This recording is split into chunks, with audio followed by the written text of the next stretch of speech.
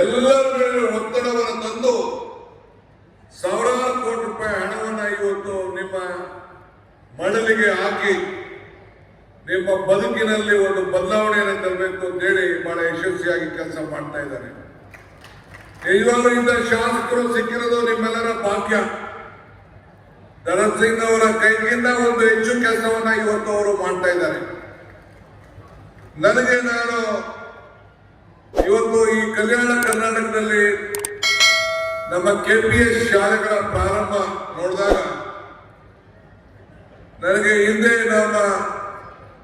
ನಾನು ಯಾವುದೋ ಶಿಕ್ಷಣ ಸಂಬಂಧಪಟ್ಟಂಗೆ ಒಂದು ಮಾತು ಹೇಳಿದೆ. ಏನ್ ಹೇಳಿದೆ ಅಂದ್ರೆ, ನೃಪ ರಪ ಹಪ ಹರಿಸದ, ದಾಯಾದಿ ದಕ್ಕಿಸದ, ನೀರಿನಲ್ಲಿ ನೆನೆಯದ, ಅಗ್ನಿಯಲ್ಲಿ ಸುಡದ, ಗುಪ್ತ ನಿಧಿ ಒಂದೇ ವಿದ್ಯೆ.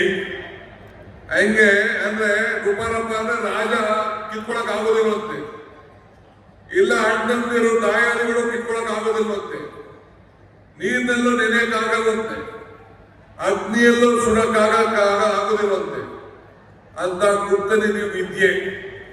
ಹಂಗೆ ನಮ್ಮ ಸರ್ಕಾರ ಬಂದ ಮೇಲೆ ಮಧು ಬಂಗಾರಪ್ಪ ನೇತೃತ್ವದಲ್ಲಿ ನನ್ನನ್ನ ಮುಖ್ಯಮಂತ್ರಿಗಳು ನಮ್ಮ CSR ಶಾಲೆಗೆ 2,000 ಶಾಲೆಗಳನ್ನ CSR ಶಾಲೆ ಮಾಡಬೇಕು, ಸುಮಾರು 500 KPS ಶಾಲೆ ಮಾಡಬೇಕು ಅಂತೇಳಿ ನಮ್ಮ ಸರ್ಕಾರ ಸಂಕಲ್ಪ ಮಾಡಿ ಒಂದು ಹೊಸ ರೂಪಕ್ಕೆ ಈಗಾಗಲೇ ತೀರ್ಮಾನ ಮಾಡಿ ಓದ್ ಕ್ಯಾಬಿನೆಟ್ ನಲ್ಲಿ ಅನೇಕ ಫ್ಯಾಕ್ಟರಿಗಳು ಇಲ್ಲಿ ಏನೇನಿದೆ, ಬೆಂಗಳೂರಿನಲ್ಲಿರುವಂತಹ ಎಲ್ಲ ಫ್ಯಾಕ್ಟರಿ ITBT ಸಂಸ್ಥೆಗಳು ಹಿಂದೆ ಕೇಂದ್ರ ಸರ್ಕಾರ ನಮ್ಮ ಮನಮೋಹನ್ ಸಿಂಗ್ ಸರ್ಕಾರದಲ್ಲಿ 2% CSR ಖರ್ಚು ಮಾಡಬೇಕು ಅಂತೇಳಿ ಆದೇಶ ಕೊಟ್ಟದನ್ನ ಗ್ರಾಮೀಣ ಪ್ರದೇಶದ ಶಾಲೆಗಳಿಗೆ ಕೊಡಬೇಕು ಅಂತೇಳಿ ಮಾರ್ಗಸೂಚನೆ ಕೊಟ್ಟಂತ ಐತಿಹಾಸಿಕ ತೀರ್ಮಾನ ಇಡೀ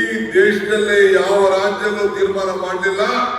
ಇದು ಕರ್ನಾಟಕ ರಾಜ್ಯದಲ್ಲಿ ನಿಮ್ಗೋಸ್ಕರ ತೀರ್ಮಾನ ಮಾಡಿದ್ದೇವೆ ಅಂತ ಹೇಳ್ಕೊಳ್ಳಿಕ್ಕೆ ನನಗೆ ಬಹಳ ಸಂತೋಷ ಆಗ್ತದೆ.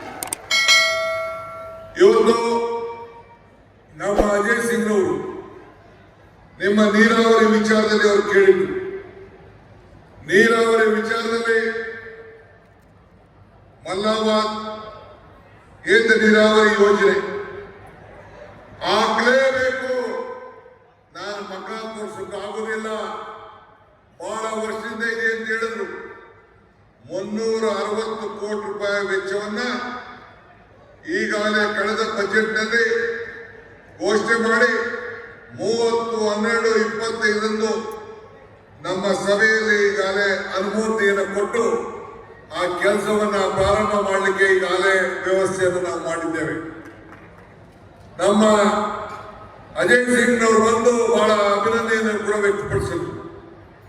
ಹಾಗೆ ಅವರು ಏನೇನು ಕೇಳಿದ್ರು, ನೀರಾವರಿ ಇಲಾಖೆ ಇರ್ಬೋದು, ಈ ತಾಲೂಕಿನಲ್ಲಿ ಪ್ರಜಾಸೌಧ ಆಗಿರ್ಬೋದು, ಕೈಗಾರಿಕಾ ಪ್ರದೇಶ ಆಗಿರ್ಬೋದು, ಗ್ರಾಮೀಣ ಅಭಿವೃದ್ಧಿಯಲ್ಲಿ ಕುಡಿಯೋ ನೀರಿನ ವ್ಯವಸ್ಥೆ ಆಗಿರ್ಬೋದು, ಹಿಂಗೆಲ್ಲ ಕೆಲಸಗಳನ್ನು ಕೂಡ ಇವತ್ತು ಮಾಡ್ಕೊಂಡು ಬಂದಿದ್ದೇವೆ. ನನ್ನ ತಾಯಂದಿರು ಹೆಣ್ಮಕ್ಳು ಹೆಚ್ಚು ಸಂಖ್ಯೆಯಲ್ಲಿ ಸೇರಿದ್ದೀರಿ.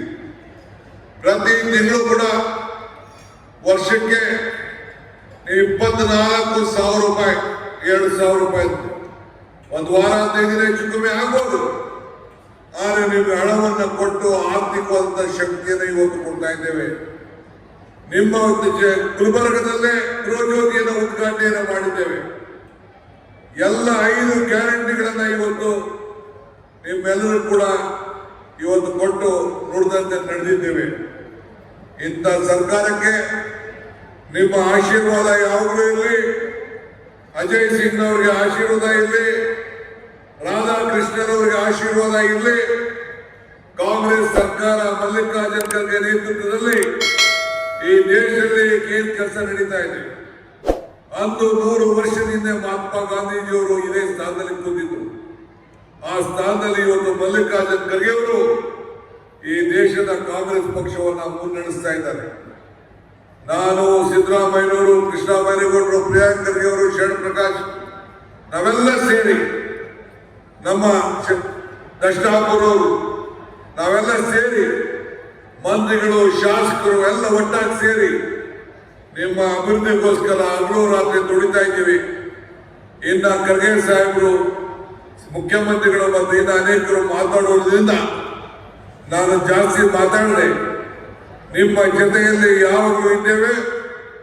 ಮತ್ತು ನಮ್ಮ ಅಜಯ್ ಸಿಂಗ್ರವರು ನಿನ್ನೆ ತಾನೇ 1 ಎಕರೆ ಜಮೀನನ್ನ ಕಾಂಗ್ರೆಸ್ ಪಕ್ಷಕ್ಕೆ ದಾನವಾಗಿ ಬರ್ಕೊಟ್ಟಿದ್ದಾರೆ. ಅವ್ರಿಗೆ ನಾನು ಅಭಿನಂದನೆ ಸಲ್ಲಿಸಿ ನನ್ನ ಮಾತನ್ನು ಮುಗಿಸ್ತೇನೆ. ಜೈ ಹಿಂದ್, ಜೈ ಕರ್ನಾಟಕ ಮಾತು. ಲೇಟೆಸ್ಟ್ ಹಾಗೂ ಇಂಟ್ರೆಸ್ಟಿಂಗ್ ಸುದ್ದಿಗಳಿಗಾಗಿ ಬಾಸ್ ಟಿವಿ ಕನ್ನಡ ಚಾನೆಲ್ನ ಸಬ್ಸ್ಕ್ರೈಬ್ ಮಾಡಿ. ಹಾಗೆಯೇ ಬೆಲ್ ಐಕಾನ್ ಪ್ರೆಸ್ ಮಾಡಿ. ಇದರ ಜೊತೆಗೆ ಫೇಸ್ಬುಕ್, ಇನ್ಸ್ಟಾಗ್ರಾಮ್, ಎಕ್ಸ್ನಲ್ಲೂ ಮಿಸ್ ಮಾಡದೆ ಫಾಲೋ ಮಾಡಿ.